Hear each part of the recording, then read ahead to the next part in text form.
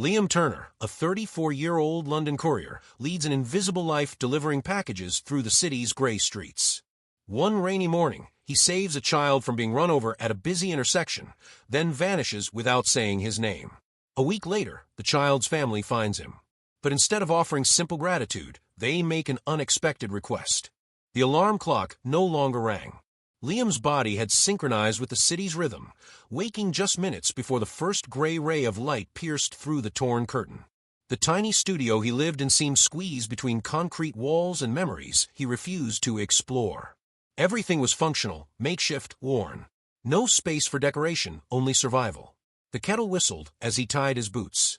The coffee, weak and sugarless, slid hot down his throat, more for waking the mind than for flavor. Every action, grabbing the key, putting on the helmet, locking the door, was performed with mechanical precision. Liam no longer thought of alternatives. This routine was the only solid structure in a world always on the verge of collapse. Descending the building's stairs, the poster-covered walls looked as exhausted as he did. In the back alley, his motorcycle waited like a silent partner, coated in city soot. He unchained it carefully, as if freeing more than just metal. The engine growled low, echoing between walls, and with ignition came transformation, from invisible man to functional city gear. London swallowed him without ceremony. Wet streets, dim lights, the muffled sounds of buses and distant trains, all a soundtrack known only to those who woke too early. Liam moved with no haste, no urgency, just the same goal, as always, start and finish the day whole. No promises awaited him, only deliveries, timetables, and the constant feeling that no one would notice if he ceased to exist. The asphalt glistened under the persistent drizzle, reflecting the streetlight's pale glow as if the city were constantly melting. Liam glided through narrow streets with almost instinctive familiarity. He needed no GPS to know where the hidden potholes or trickiest junctions were. The city was hostile but predictable, enough for him to press on. He didn't think about the faces behind the doors where he dropped packages. Didn't consider building names, businesses, or why those boxes had to arrive on time. Everything was function. The backpack's weight and the engine's hum were his only certainties. The world around him could be luxurious or run down. For him, all destinations had equal value. Another ride, 1 hour closer to the shift's end. The rain thickened. Each drop hitting his visor was a reminder that being on the street was an act of endurance. Liam saw with hyperclarity. Cars cutting corners without looking, distracted pedestrians jaywalking, time pressing against his weary body. He didn't curse the city, nor expect kindness. Balance lay in constant motion, in asking for nothing, in accepting everything. This ceaseless forward motion protected Liam. The city's indifference embraced him because it demanded no smiles, explanations, or stories. He passed through streets of glass and concrete, neighborhoods where luxury imposed itself arrogantly, and others where neglect cast long shadows. In all of them, he was the same, a blur on wheels, someone noticed only when late. Returning to the city center, traffic thickened like winter fog. Cars clumped at intersections like disjointed parts, and Liam moved between them like a body knowing its own opening. It wasn't urgency, it was survival. Honks and engines formed a known language, a code for those who must outrun time without being crushed by it. Liam's hands gripped the handlebars steadily, even when tires skidded slightly on wet lines. He knew danger spots not from maps, but from scars. His last fall left a rib cut and 2 days off the road. He couldn't afford that luxury again. Each turn was a silent pact between man, machine, and risk. The traffic light pause was brief, yet long enough for his eyes to catch the scene beside him, a small child with a red backpack running ahead of a distracted mother. A common image, but something in the boy's light step and the looming intersection stiffened Liam's body. The bike resumed fluid motion, but his eyes grew sharper, his muscles tense.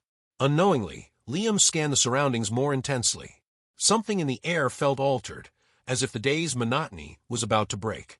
And even without knowing why, he felt a presence within, not fear, not worry. An old instinct, wordless but undeniable. The city carried on, indifferent. But Liam, in that moment, was no longer the same. The morning dragged on in shades of gray as Liam turned onto one of the avenues cutting through central London. The vehicle flow was dense but rhythmic, like a living organism in a state of constant alert. He moved among the cars like a fish in a stream, attentive to signals, mirrors, and the fleeting moments when someone's distraction could turn fatal. The wet asphalt reflected headlights and shadows like disguised traps.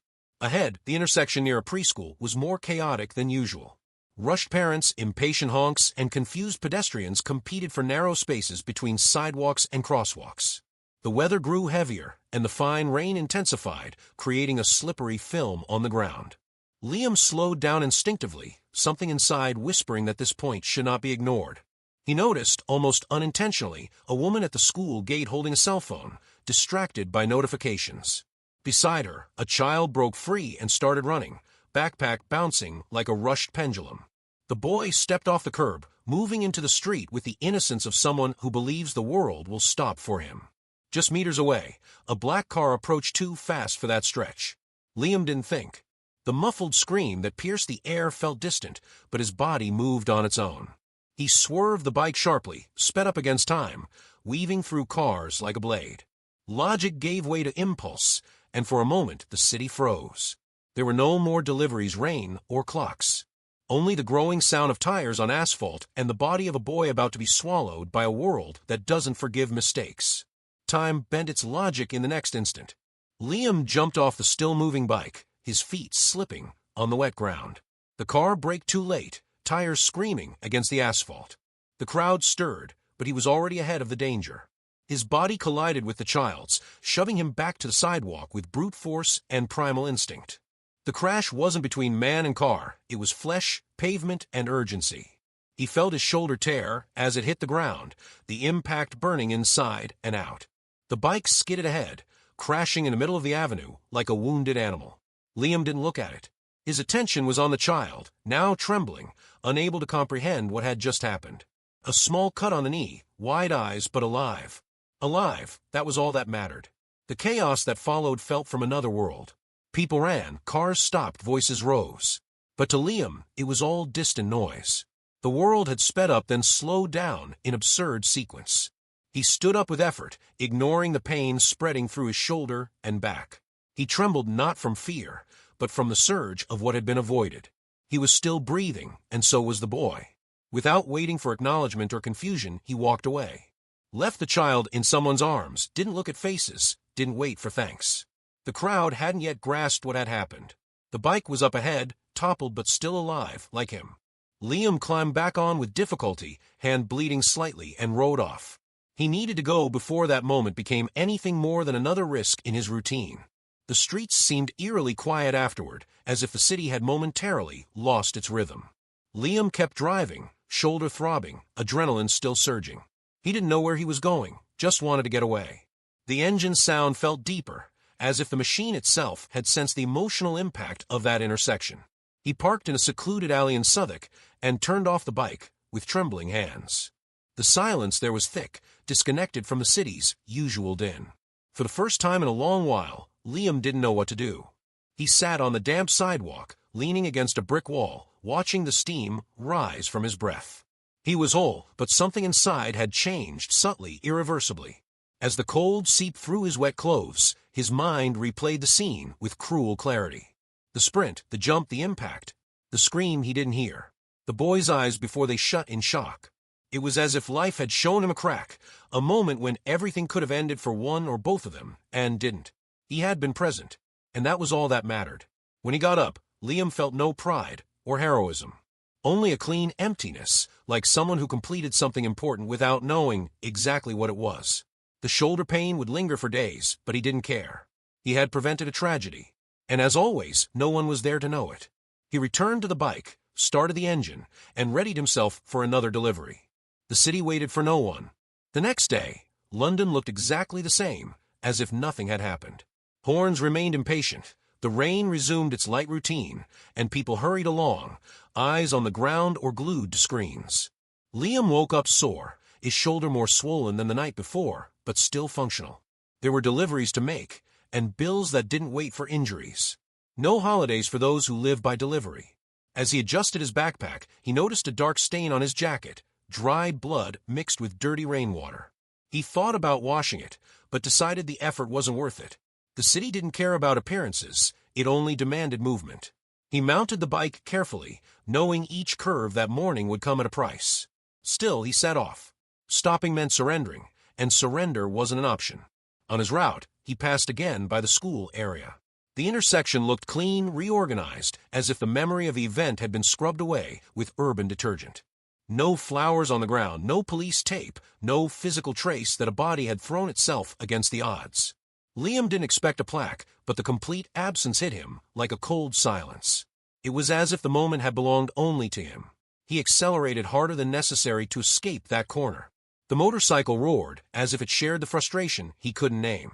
The city doesn't honor those who prevent tragedies, it only notices those who fail. Liam moved on, seeking intersections that wouldn't recognize him. Deliver, collect, move on, that was the mission. And if there had been glory in that act, it had already been forgotten before it even began. During his afternoon break, resting near a market, he overheard a group discussing something that caught his attention. Someone was talking about a biker who saved a child near King's Cross.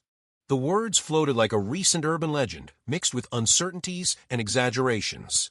Liam stayed still, listening from afar, as if hearing the story of a stranger. The description was vague, the timing off, and the details distorted by the speed with which the city turns facts into echoes. No one knew who the man was. There were no clear photos, no witnesses with certainty. It was just another tale making the rounds through the city's hurried corridors. An anonymous hero, maybe, or just another made-up story to break the day's monotony. Liam felt a strange disconnect between what he heard and what he had lived. It was his story, yet at the same time it wasn't. It now belonged to the collective domain, where details mattered less than the feeling left behind. He didn't want recognition, but also didn't expect to be treated like a myth. What he had done was real, and his aching shoulder reminded him of that constantly. He finished his coffee, without looking at the others, got back on the motorcycle, and continued. The city kept spinning, indifferent to any narrative not plastered on digital billboards. Liam understood that. He wasn't the only one to act without expecting anything in return. London was full of forgotten names, of gestures no one saw. Maybe being forgotten was part of the silent honor that comes with doing what's right when no one is watching. That night, back at the studio, Liam removed his jacket with difficulty and washed his hands, watching the darkened water run down the sink as if it carried part of the city away.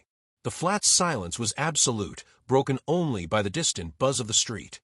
On the table, his phone vibrated with delivery app notifications. No personal messages, no calls, just routes and tasks as always. He lay on the bare mattress, shoulder and back throbbing.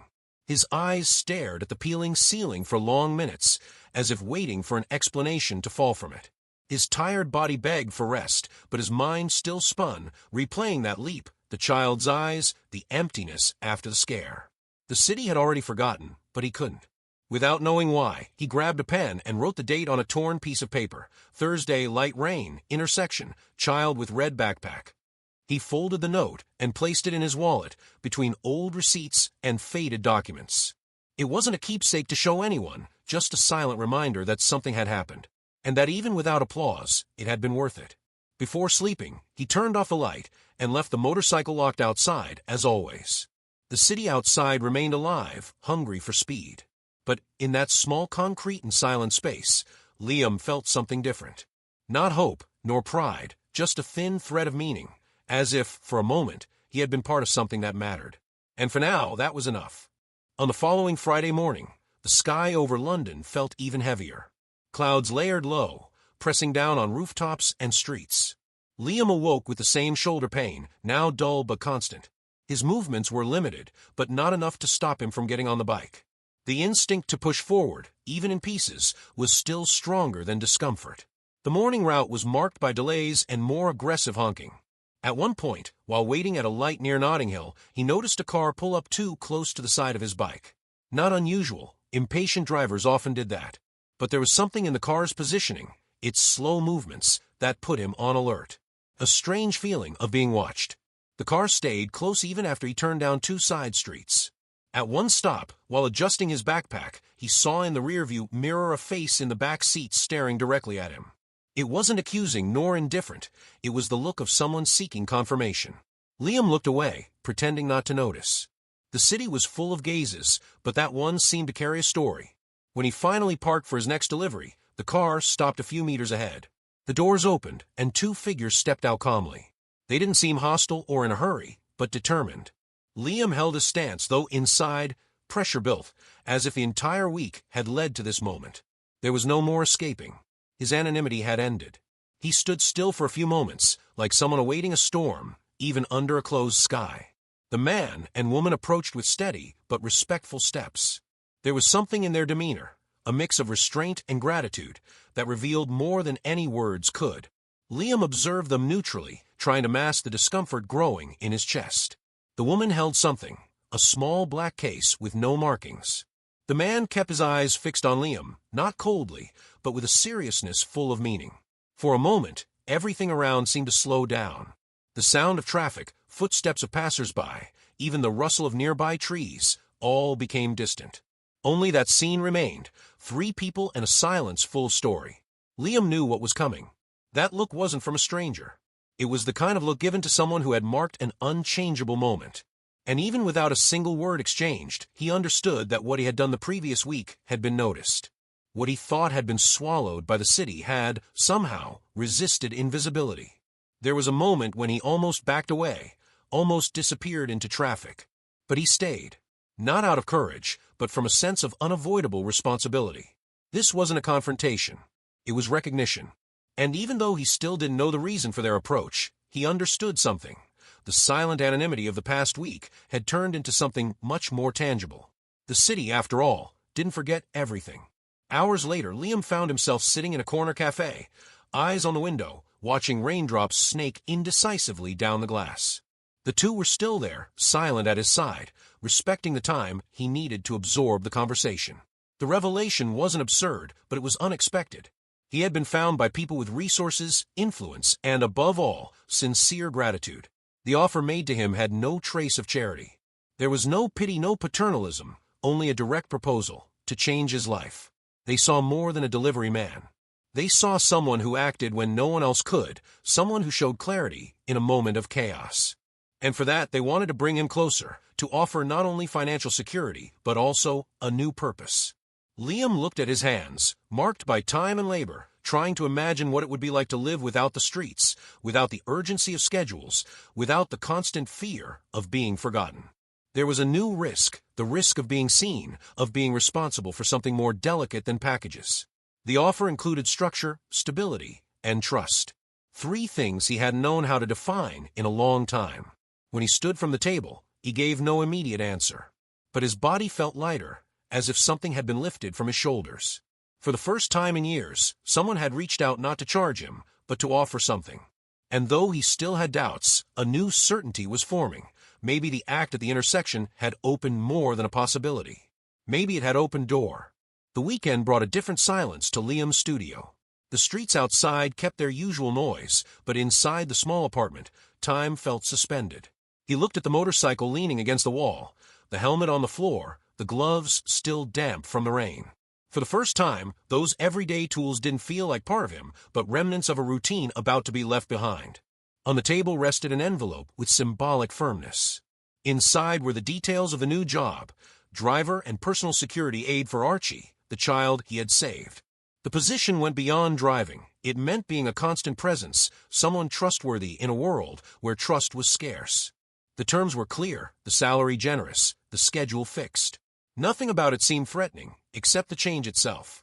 Liam walked through the studio like someone saying goodbye to a place not with sentiment, but with respect. Every object had its story, its purpose, its mark of resilience. Here, he had endured harsh winters, poorly healed injuries, and empty nights. That life never gave him comfort, but it gave him discipline. And now, choosing to leave it meant admitting he deserved something more, a hard idea to accept. As he looked at the sealed envelope, he felt the old urge to reject the unexpected, to flee before hope could take root. But there was something new there, a seed planted by the recognition he had received, and which, despite fear, had begun to grow. He knew what the city could take away, but now he stood before something it, for the first time, offered. A place, a value, a name. Monday arrived with a dry chill and clear sky, rare for London. Liam put on the new work uniform left by the family, discreet, elegant, made of reinforced fabric and precise cuts. Looking in the mirror, he hardly recognized himself. Not because of his appearance, but because of his posture. His shoulders stood straighter, a former tension replaced by attentiveness. The black car waited in front of the building, with a temporary driver at the wheel to guide him on the route. It was an armored vehicle, quiet inside, with refined controls and a scent of new leather, a sharp contrast to the gasoline smell of the bikes he used to ride. Upon entering, Liam didn't feel discomfort, only a controlled strangeness, like stepping into neutral ground, free of hostility. Arriving at the family home felt like crossing an invisible threshold. The automatic gate, symmetrical garden, clean facade, everything contrasted with the life he had known. But no one looked at him with disdain. The household staff treated him with respectful formality, without judgment. He saw Archie from afar, playing in the yard under a caretaker's watch. The boy seemed lighter than he remembered. Liam was introduced to the routines, security codes, school routes. None of it intimidated him. What surprised him was being there, legitimate, accepted, expected. The life he had known still whispered in his mind, but something stronger began to take shape, the idea that safety and purpose were not incompatible. For the first time, he didn't need to race to be accepted. In the days that followed, adaptation came almost silently. Liam learned the house's rhythms, Archie's gestures, the family's preferences. The boy showed no fear or formality, only a quiet curiosity about the man who, without knowing, had changed his fate. Liam, in turn, watched attentively, caring more with his eyes than with actions, as he always had. At night, he returned to a new flat provided by the family, modest but clean, well located, with a real bedroom, a functional kitchen, and real windows. He hadn't decorated the space yet, but had already chosen where to place his old helmet, not as a relic, but as a reminder of the path taken. What had once been armor was now a symbol of a completed crossing. At times, the old urge to flee resurfaced, the impulse to disappear before life asked too much. But those thoughts came and went like passing clouds. Reality was now different, more solid, more stable. The absence of urgency was something new, and he was learning to accept it with the same respect he once gave the asphalt. One night, returning home, he found a small box on the table. Inside, a card with simple, firm handwriting, "Thank you for not running away after." There was no signature, but he knew who it was from. He sat on the couch, holding the card, and for the first time since the intersection, closed his eyes with the feeling that he was finally in a place where he didn't have to disappear to be at peace. Time passed quietly, as weeks often do when there's no desperation. London remained the same, chaotic, wet, indifferent. But something in the way Liam moved through its streets had changed. He still drove, still watched intersections, still felt the cold in his bones. The difference was internal. Urgency was no longer an anchor. Now it was just rhythm. He returned downtown on a Saturday, not out of obligation but curiosity. He passed near the intersection where it had all begun, parked for a few minutes, and watched the pedestrian flow. No one stopped, no one knew. It was just another stretch of the city, like so many others, where lives cross without record. Yet that patch of asphalt carried something sacred for him. Liam didn't get out of the car. He stayed inside the quiet vehicle, watching the flow of people, like an invisible spectator. He didn't miss the previous routine, but neither did he despise it. There was dignity in how he had endured for so long. Everything he was now had roots in that past. The pain didn't vanish, it simply stopped dictating his steps. As he turned the key and drove on, he understood something simple. He hadn't been saved. He had saved himself one act at a time, until the city finally gave back something he never knew he deserved. And that more than the new job, the new home, or the new silence was what made him whole. He was the same, only now seen. In the new flat, the walls were still nearly bare, except for a small frame hung above the table. Inside it, the note he received in the box, "Thank you for not running away after." The handwriting was firm, but the content carried rare sweetness. It wasn't just a message, it was the materialization of something he never expected, trust planted by an unnamed gesture. Liam began jotting down dates and places in a simple notebook. Not to track deliveries, but to remember moments when something important had happened, even if no one else noticed. It was his way of building a secret city map, a guide to small miracles he had witnessed or unintentionally caused. Each entry was a reminder that being attentive is worth it. He never told his full story to anyone. When asked about his past, he smiled with his eyes and changed the subject. The former life existed but didn't need exposure to hold value. What defined him now wasn't the gesture at the intersection nor the new job, but the ability to act even when no one was watching. That, to him, was freedom. And so, his days took on a new tone. He still left early, still came back tired, still felt the weight in his body. But there was something else, something resembling peace. A life that didn't rely on applause, but no longer needed to hide. For the first time, Liam was where he wanted to be, being who he knew he was, even when the world pretended not to see. One spring afternoon, Liam took Archie to a park in the city's north. The boy ran among blooming trees, his light jacket fluttering in the wind, his face lit by a quiet joy. Liam followed from a distance, alert, present. Being there wasn't an effort, it was natural, as if it had always been that way. Seated on a nearby bench, he watched other families, other stories. No one there knew who he was, what he had done, or why the boy trusted him like family. And that invisibility, once painful, now brought comfort. He didn't need recognition to be essential. The role spoke for itself. The act, even forgotten, still echoed. When Archie ran up and handed him a fallen flower, Liam simply nodded, taking the small gift gently. He said nothing. But in that simple gesture, a flower, a look, a moment, lay the full measure of what had changed. He was no longer a shadow in motion. He was someone who had chosen to stay. As the sun dipped over the city, painting the rooftops gold, Liam looked to the sky and breathed deeply. He didn't expect signs or promises. Just more days like this, present, free, real. And there, on that modest bench in the middle of a city that never stops, a man who was once forgotten had finally learned that dignity lives in the small gestures, and that being remembered matters less than doing what is right, even if no one sees it. Give me a rating from 0 to 10 in the comments, and I'll see you in the video that's on the screen.